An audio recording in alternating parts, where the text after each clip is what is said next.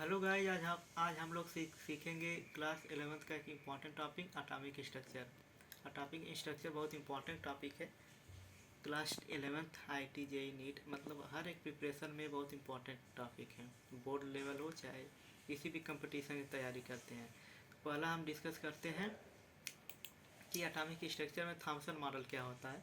जैसा आपको पता है कि थॉम्सन मॉडल एक, आप लोग वाटरमेलन को देखते ही होंगे। वाटरमेलन में जो बीज होता है वो एक इलेक्ट्रॉन की तरह बिहेव करता है, और जो उसका वाइट पार्ट होता है, जो उसका गूदा पार्ट होता है, वो प्रोटॉन की जैसा बिहेव करता है, और उसके चारों तरफ जो मटेरियल होता है वो न्यूट्रॉन की तरह बिहेव करता है। तो जैसा देख सकते हैं जो अंदर ये है, ये एक तरह का ये है इलेक्ट्रॉन की तरह बिहेव करता है। जो ये बाहर के साइज है ये न्यूट्रॉन होता है, और ये इसके चारों तरफ जो है वो प्रोटॉन रहते हैं। तो this is model of Thomson model. एक हाइपोथेटिकल मॉडल है, कोई इसका विशेष योगदान नहीं है एटॉमिक स्ट्रक्चर में। एक हाइपोथेटिकल सोचे समझे मॉडल है। दूसरा है रदरफोर्ड मॉडल। एक काफ़ी इम्पोर्टेंट मॉडल है और ये एग्ज़ाम लेवल पे ज़रूर आता है। रदरफोर्ड मॉडल को हम अल्फा स्कैटरिंग एक्सपेरिमेंट मॉडल के नाम से भी जानते हैं।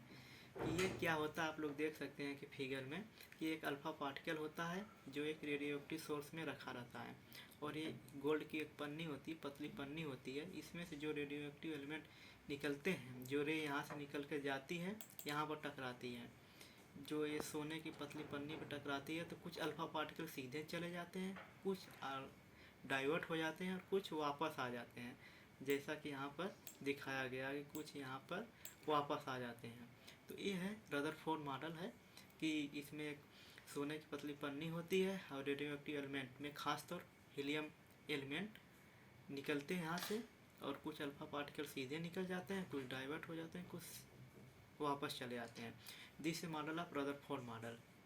तो इसके इंटरप्रिलेशन क्या है कि इसका क्या क्या परिपक्व तथ्य है या क्या क्या इसका योगदान रहा है, इसको बता सकते हैं कि this atom is mostly empty space.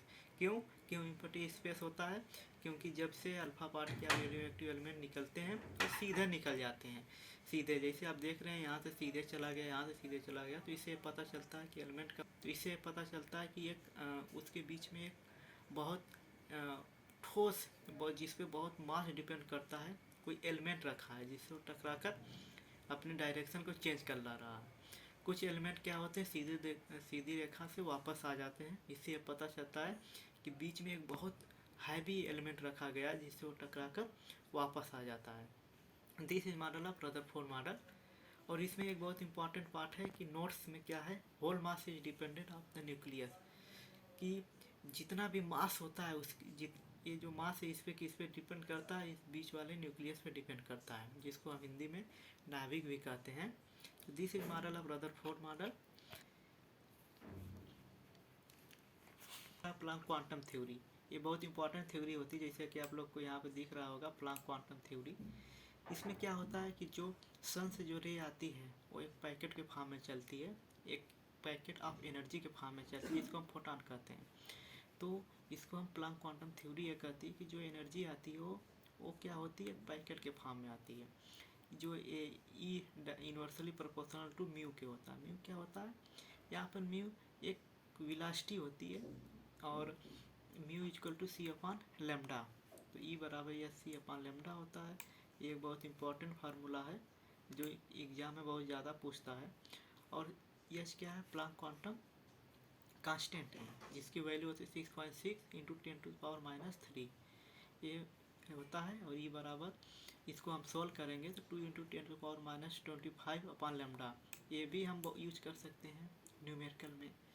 तो this model is the very very important model of the class 11th quantum series में होती है, या एटॉमिक स्ट्रक्चर में भी काफ़ी यूज होता है। नेक्स्ट मॉडल क्या है, नेक्स्ट मॉडल है बोर मॉडल। बोर का मतलब होता है कि अब जैसे बोर का ख्याल आए तो आपको ये समझ लेना चाहिए कि bore model only one electron system के लिए एप्लीकेबल है, जिसमें सिर्फ वन इलेक्ट्रॉन हो। जैसे हाइड्रोजन हो गया, इसमें वन इलेक्ट्रॉन होता है, H+ में वन इलेक्ट्रॉन है, लिथियम का 3 होता है, +2 है तो 1 है, यहाँ पर भी B3+ में 1 इलेक्ट्रॉन होता है। तो ये सिर्फ वन इलेक्ट्रॉन सिस्टम के लिए ही वैलिड है, जैसा कि आप लोग देख सकते हैं। Formula related to Bohr model जिसका हम यूज करते हैं R N A proportionally directly proportional to N square upon Z होता है। ये फार्मूला होता है, कैसे आया है आप यहाँ से देख सकते हैं। तो ये कैसे आया आपको ज़रूरी नहीं है, आपका में फार्मूला ये होता है R N equal to 0.5 N square upon Z into angstrom. ये फार्मूला होता है न्यूमेरिकल सॉल्व करने के लिए। तो बहुत इंपॉर्टेंट फार्मूला है जिसको आप लोग सॉल्व कर सकते हैं। तो हमने क्या पढ़ा, प्लांक क्वांटम थ्योरी पढ़ी, ई बराबर एस सी अपॉन लेमडा पढ़ा। बोर मॉडल क्या होता है, Bohr model only one electron system के लिए एप्लीकेबल होता है। फार्मूला इसका होता है R N equal to 0.529 into N square upon Z angstrom. तो इसी जगह हम ख़त्म करते हैं।